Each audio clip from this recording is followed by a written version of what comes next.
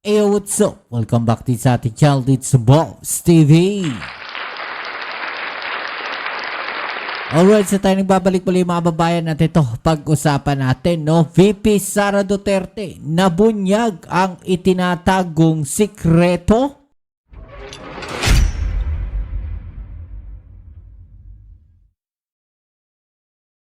Yan po ang ating alamin ngayon at pag-uusapan. Pero syempre, bago ang lahat, please don't forget to subscribe, like, share, at comment dyan sa comment section. Alright, so ito pag-usapan natin mga babayan, no? Mayroon pong tinatagong sikreto nga ba itong si VP Sara Duterte at Harry Roque mga babayan, no? At ito nga po ngayon ay lumabas mga babayan, no? Ito po ay walang iba kundi ang DPWH leaks mga babayan na inilabas po ng Bilyonaryo News Channel mga babayan. Ito po yan, no? Yan po ang ating alamin ngayon at pag-uusapan. Dahil sabi po dito mga babayan, DPWH leaks.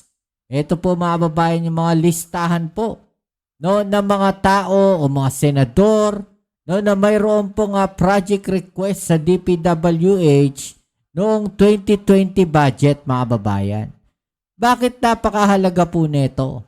No, kasi sinasabi po nila, no, na bakit ngayon lang nilalabas yan, no? Paninira lang yan sa mga Duterte. Dapat mag-focus tayo do sa mga ghost project. Hello mga DDS. Kaya nga pinaimbestigahan ng Pangulo natin yung mga ghost project na yan sa mga DPWH eh.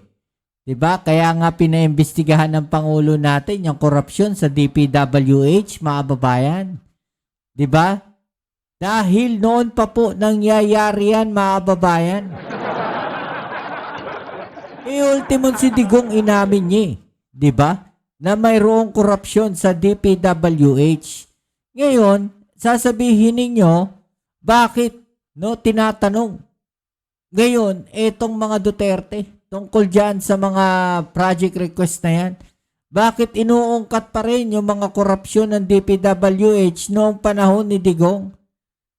Bakit? Kailan ba dapat imbestigahan yan? Ha? Kailan ba dapat imbestigahan yan? Di ba dapat inimbestigahan yan noong panahon pa ng mga Duterte? Bakit ngayon lang inimbestigahan yan sa panahon pa ng ating Pangulong Bongbong Marcos? Kasi ayaw nga ng Pangulo natin ang korupsyon. Diba? Ayaw nga ng Pangulo natin eh. Kaya nga pinaimbestigahan yan eh. Nung panahon nga ni Duterte, hindi inimbestigahan yan eh. Bakit hindi inimbestigahan? Yun ang dapat yung tanungin. Diba? Yun ang dapat yung tanungin. Bakit ngayon galit na galit kayo sa administrasyon ng Pangulong Bongbong Marcos ngayong iniimbestigahan itong mga korupsyon sa DPWH? Bakit? No? Noong panahon ni Digong, hindi inimbestigahan yung korupsyon sa DPWH, tahimik kayong mga DDS. Ha? Bakit tahimik kayo? Noong panahon ni Digong nagkaroon ng korupsyon, hindi nyo sinita. Bakit ngayong panahon ng Pangulong Bongbong Marcos ang iingay ninyo? Ha? Sabi dito mga babayan sa balita, DPWH leaks show that Vice President Sara Duterte was listed as proponent of 16 road project line items worth about 1 billion pesos in the 2020 DPWH budget when she was still serving as Davao City Mayor. Imagine ninyo, Mayor, mga babayan. Sino ba Pangulo ng panahon na yan na siya ay Mayor ng Davao? Diba? Di yung tatay nila, si Digong. The documents reviewed do not involve bicameral or budget insertions but refer to DPWH line items proposed, presented, and debated in Congress before being included in the General Appropriations Act. The same records also list projects linked to Davao City Representative Paulo Duterte and former presidential spokesperson Harry Roque. Imagine ninyo pati spokesperson, meron ding request. In his sworn affidavit, former DPWH Undersecretary Roberto Bernardo detailed how alleged inappropriate interventions enter the budget process, beginning at the consultation stage and extending to the preparation and defense of DPWH budget proposals in Congress. Bernardo said politicians and other officials allegedly submit project wish list through DPWH officials, a practice linked to possible kickback schemes. Yeah? Malinaw mga kababayan, no? A practice linked to possible kickback schemes. Diba? So, posibleng may kickback dyan mga kababayan. Marami nagagalit sa Bilyonaryo News Channel ngayon. Bakit? Nilalabas kasi nila ito. Nilalabas nila ito mga ganitong files, mga ganitong dokumento, mga babayan. Diba? Gusto nyo ng transparency. Gusto ninyo na ilabas ng mga mainstream media kung ano yung mga nangyayari na dito sa ating bansa. No? Gusto ninyo nga ilabas ng mainstream media yung mga nangyayaring korupsyon. Ngayong inilalabas ng Bilyonaryo News Channel yung mga ganitong files, mga ganitong dokumento, nagagalit naman kayo. Nagagalit sila mga kababayan, itong mga DDS kasi hindi nila matanggap na itong nilalabas na Bilyonaryo News Channel nasasagasaan o nabubunyag itong mga itinatagong di umano parang lihim o sikreto ni VP Sara Duterte, Paulo Duterte, Harry Roque, mga babayan. Wala pa po dyan sa listahan na yan. Pero kasama po sa listahan ng mga DPWH leaks, etong si Bongo. Diba? Kasama sila mga babayan bakit ayaw ninyong pag-usapan kung gusto ninyo nga transparency at maayos? Ito nga usapin, mga babayan, sa korupsyon sa DPWH. Bakit ito ayaw ninyong pag-usapan? Dahil ba sangkot ang mga Duterte? Ito, panoorin natin itong balita na to mga babayan. Tinumbok na rin si VP Sara ng tinaguriang DPWH leaks na hawak ng Bilyonaryo News Channel. Diba? Nilabas na ng DPWH ay ng Bilyonaryo News Channel. Pero ayaw nyo pa rin pakinggan? Ayaw nyo pa rin makinig? Diba? Laman din ng dokumento ang kanyang kapatid na si Congressman Pulong Duterte at longtime ally na attorney Harry Roque. Diba? Pati si Harry Roque meron din. Sabi na nga ni Bernardo, mga babayan. Ano sabi ni Bernardo? A practice linked to possible kickback schemes. Diba? So, posibleng may kickback mga babayan. Kasi, syempre, may papasok na budget 1 billion pesos kay Sara Duterte, mga babayan, nung siya ay mayor po ng Davao City. Diba? 1 billion pesos in 2020 DPWH budget. Mga babayan, 1 billion po yan, Ang tanong, magkano yung kickback? Diba? Kasi sabi ni Bernardo possible kickback scheme Diba? Posibleng may kickback daw dyan, mga babayan. Sa 1 billion, magkano ang kickback? Yun ang tanong dyan. Ito ang exclusive agenda report ni George Malimban. Aabot sa 16 line items worth 1 billion pesos ang umano'y requested projects ni Vice President Sara Duterte sa 2020 DPWH budget habang 16, mga babayan, nakaupo siya bilang alkalde ng Davao City. Ayon yan sa tinaguriang DPWH leaks o ang mga dokumentong nakuha ng Bilyonaryo News Channel na nagdedetalye sa mga proponent o sponsor ng mga proyektong inilalatag ng DPWH sa kanilang budget proposals. Bilang paglilinaw, hindi BICAM o budget insertions ang laman ng mga dokumentong ito. Ito ang mga line items para sa DPWH budget proposal na ipinepresenta at pinagtatalunan sa Kongreso bago maging General Appropriations Act o GAA. Inappropriate intervention kung maituturing ang pagre-request ng isang politiko ng Inappropriate intervention, mga kababayan. Sabi inappropriate. Diba? Hindi, in short, parang hindi tama. Diba? Hindi tama na pakikialam. ang proyekto habang binubuo ang NEP ayon kay former DPWH Undersecretary Roberto Bernardo.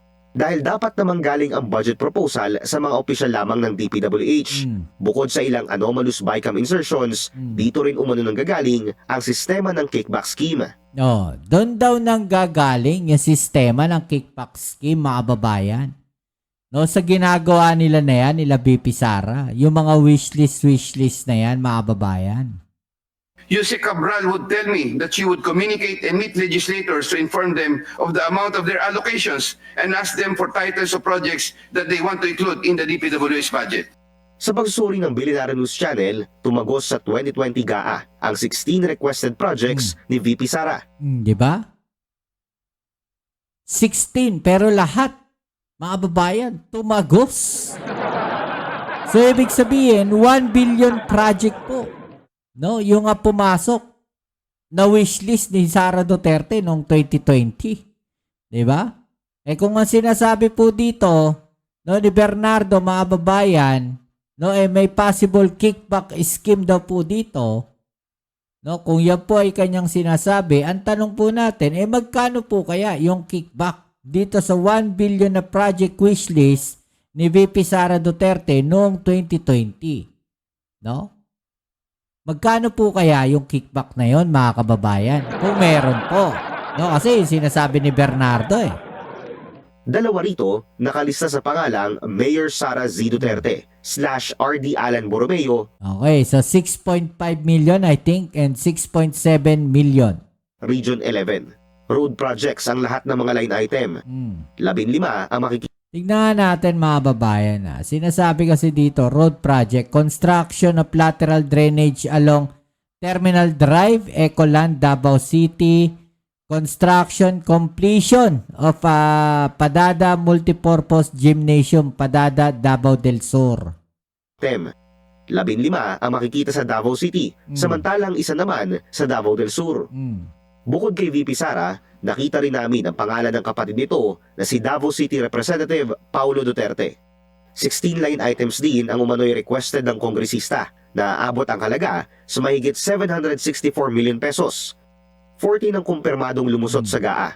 Ang 3 million pesos rehabilitation ng isang multipurpose building sa Davao City, nakita naming may kaparehong budget sa 2020 GAA, pero completion na ang nakalagay rito at hindi rehabilitation.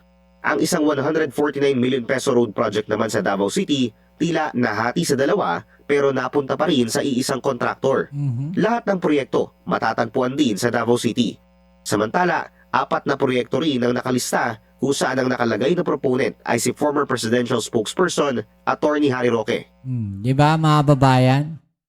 Bakit pati si Harry Roque meron? Diba? Spokesperson lang siya, mga babayan. Bakit meron siyang request? Ito tanong lang, 'di ba? Tsaka sa akin, para sa akin, bakit pati si Harry Roque merong request na ganyan sa DPWH? Pati siya may wishlist. Spokesperson lang naman siya. 'Di ba? So ibig ba sabihin pagka si Yusek Claire Castro nagkaroon din ng wishlist, mga babayan, okay lang sa kanila? Baka magwala kayo. Pag naglatag si Yusek Claire Castro ng wishlist niya sa DPWH. 'Di ba? Bakit ito inilalabas ngayon? Bakit hindi ninyo matuligsa etong si Harry Roque? Yung sinasabi natin, mga babayan. 'Di ba? So ngayon lumalabas tong mga to, nagagalit kayo. Sa Billionaire News Channel, etong mga DDS na to, mga babayan, bakit daw nilalabas pa? Matagal na raw yan. Kung gusto nating parang simple lang yan mga babayan eh, 'di ba? Kung gusto nating hanapin talaga yung punot dulo ng isang problema, no? Kailangan nating hanapin yung ugat niyan. 'Di ba? Saan nagsimula yan? Alam natin matagal na nagsimula yan mga babayan, matagal na nagumpisa yan. Pero ang tanong kasi natin dito mga babayan, bakit ngayon galit na galit kayo sa Pangulo natin? Na pinaiimbestigahan niya yung korupsyon na yan. Sinasabi natin noong una pa lang, sa ginawa ng Pangulo natin, mga babayan, maraming magagalit. Diba? Sa ginawa ng Pangulong Bongbong Marcos, maraming magagalit sa kanya at maraming pipigil sa kanyang ginagawa. Diba? O ngayon, ano nangyayari? Diba? Tama yung sinasabi natin noon. No? Na pinipigilan ng ating Pangulo na gawin, na linisin, na ayusin ang sistema. Diba? Kasi maraming masasagasaan eh. Diba? Dalawa ang tumagos sa GAA worth 2 million pesos each. Ang 4 na requested items ay matatagpuan sa Ifugao, Batangas, Cavite Damot. at Laguna. Sinisika pa namin kunin ang panig ng mga Duterte at ni Roque, pero wala pa silang tugon sa aming mga mensahe. Para sa agenda. Diba? Pero ito sumagot na po yan si Pulong Duterte mga babayan ha. O ito mga babayan. Muling iginiit ni Congressman Paulo Duterte na lahat ng ipinatupad na proyekto sa Davao City mula 2020 hanggang 2022 ay fully accounted for ng DPWH. Nailabas na raw ang katunayan nito nang isa publiko ang listahan ng 49 billion pesos na DPWH projects tugma sa nabanggit na panahon. Ginawa ng kongresista ang paglilinaw matapos makalad. Ang tanong kasi dyan mga babayan, totoo ba na na-accounted dito? Totoo ba na nagawa itong mga project na to? Kasi tandaan natin mga babayan kagaya ng Ghost Project. No, kagaya ng Ghost Project. 'Di ba sa DPWH finish na nakakolekta na mga babayan. No, pero hindi po nakita yung mga projects. 'Di ba? Alam niyo, ang maganda talaga rito, yung mga ganitong klaseng akusasyon, mga babayan, i-check yung mga projects na yan. Nagawa ba talaga? No? Standard ba? Maayos ba? Nasunod ba yung specifications? Yung ba mga proyekto na yan, mga kababayan, maayos na natapos at mapapakinabangan talaga ng pangmatagalan? O baka naman parang rin yan, substandard din yung mga project na yan. 'Di ba? Yun yung tanong natin dito, no? Kahit pa nga sinasabi dito mga babayan na fully accounted for daw yan, implemented, constructed, and officially certified as completed by the DPWH, ang tanong, nakita ba talaga yung proyekto na yan? Ito tanong lang po natin, no? Nakita ba talaga yung mga proyekto na yan? 'Di ba? Kasi yun yung yung sinasabi nila, yung mga ghost project na yan, mga babayan. No, nagtataka lang talaga ako sa mga DDS, mga babayan. No? Ang inaano nila, yung mga ghost project na yan, ngayon, lumabas, pumutok sa administrasyon ng Pangulong Bongbong Marcos. Ang ini-insist nila, no, yung mga ghost project na yan, mga babayan, si Pangulong Bongbong Marcos ang may gawa. Hindi ko talaga maintindihan ito mga DDS na to no. Gumagawa ng paraan yung Pangulo natin na linisin yung administrasyon, linisin yung mga korupsyon na yan. Pero nagagalit sila. Pero gusto nila accountability. Gusto nilang may maparusahan tungkol dyan sa korupsyon na yan, mga babayan. Pero nagagalit sila sa Pangulo natin dahil may ginagawang hakbang Ang gulo. Ang gulo na utak ng mga DDS talaga kahit kailan. Ginawa ng kongresista ang paglilinaw matapos makaladkad sa tinaguriang DPWH leaks na hawak ng bilyonaryo news channel. Sa aming unang report, aabot sa mahigit 764 million pesos ang kanyang project request. Muling lilinawin ng BNC, hindi BICAM o budget insertions ang laman ng mga dokumento, kundi project requests habang ginagawa ang NEP. Isang bagay na hindi umano dapat pinakikialaman ng mga kongresista ayon mismo sa mga opisyal ng DPWH. Diba? Bakit pinakailaman? Hindi dapat daw pinapakailaman DPWH dapat yung may karapatang gumalaw dyan.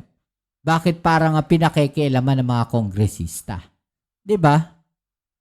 At nakakapagtaka dyan mga babayan, no? Yung kay Sara Duterte, 16 project lumusot lahat. Yun yung nakakapagtaka dyan. 16 project worth 1 billion, 16 project ni Sara Duterte. Mayor pa lang siya ng Davao, lahat lumusot. O, sabi natin 16 din yung kay Pulong, 14 yung lumusot mga kababayan. Diba? O ano masasabi po ninyo dyan, no? I-comment sa ibaba ang inyong mga opinion at atin yung pag-usapan, right? So yan muli, kita tayo sa ating next video upload. Dito po muli ang inyong Kuya Mobs, it's Mobs TV. Peace. I'm out.